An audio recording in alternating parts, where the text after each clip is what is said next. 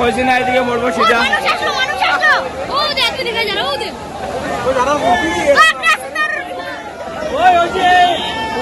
তোমরা গম পাইতাই আমি কইছি না নি সিধা পড়বো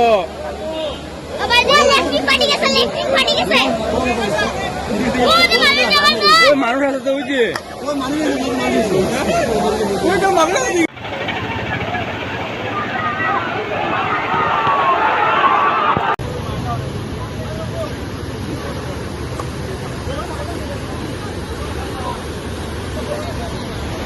ভালো হয়েছে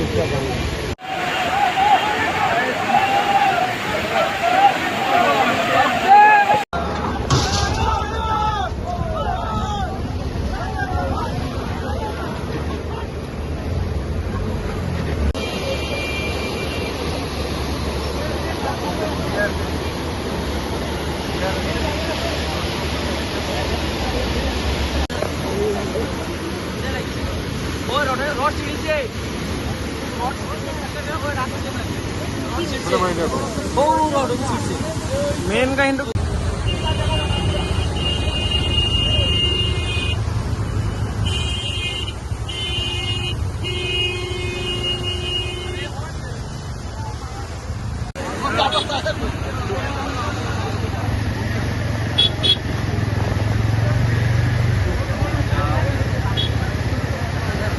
হাওড়াঘাটৰ যি যমুনা নদী আছিল সেই যমুনা নদীৰ মাজত বুকুত এটা কোম্পানীয়ে কাম কৰি আছিল। সেই কোম্পানীটোৰ গাফিলতিৰ কাৰণে আজি এটা ঘৰ ভাঙি চিঙি চুৰমাৰ হৈ গ'ল আৰু সেই কোম্পানীটোৱে যাতে অতি শীঘ্ৰে আমাৰ দলং আৰু ৰাস্তা যাতে সোনকালে বনাই দিয়ে সেইটোৱে আমাৰ দাবী।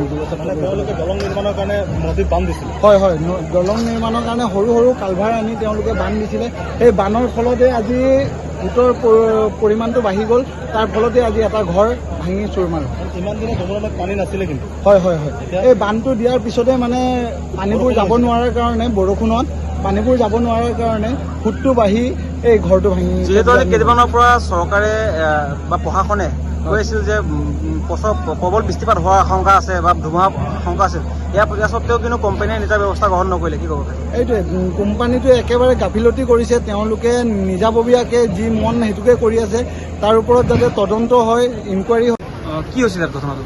ঘটনাটো চাওক, আছাম মালাৰ যিটো কাম আহিছে আমাৰ ইয়াত, ৰাস্তা বনাই আছে, ব্ৰিজটো অলৰেডি আছেই।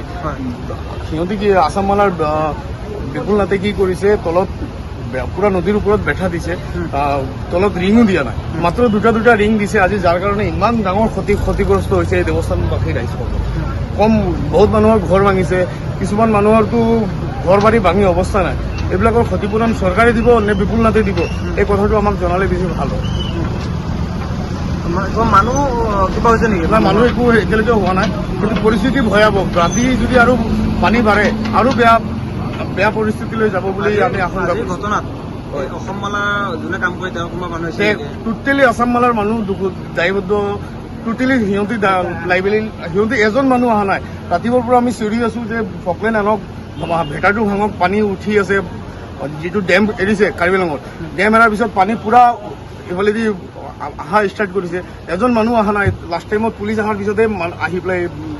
যিহেতু আজি দুদিন আগৰ পৰা চৰকাৰে লগতে মানে প্ৰশাসনে নটিচ দি আছিল যে প্ৰচণ্ড বৃষ্টিপাতৰ লগতে বতাহ ধুমুহা হোৱা কথা আছিল, হয়, তাৰপিছত তেওঁলোকে কোনো ধৰণৰ ষ্টেপ নল'লে? নাই, কোনো ষ্টেপ লোৱা নাই। কি ক'ব আপোনালোকে? কি ক'ম, চব পুৰা চৰকাৰে সিহঁতৰ ওপৰত কি কৰে কৰক, কাৰণ টোটেল লাইবিলিটি আছাম মালাৰ পুৰা যিসকল আছে দায়িত্বত, তেখেতসকল পুৰা লাইবিলিটিজ আছে।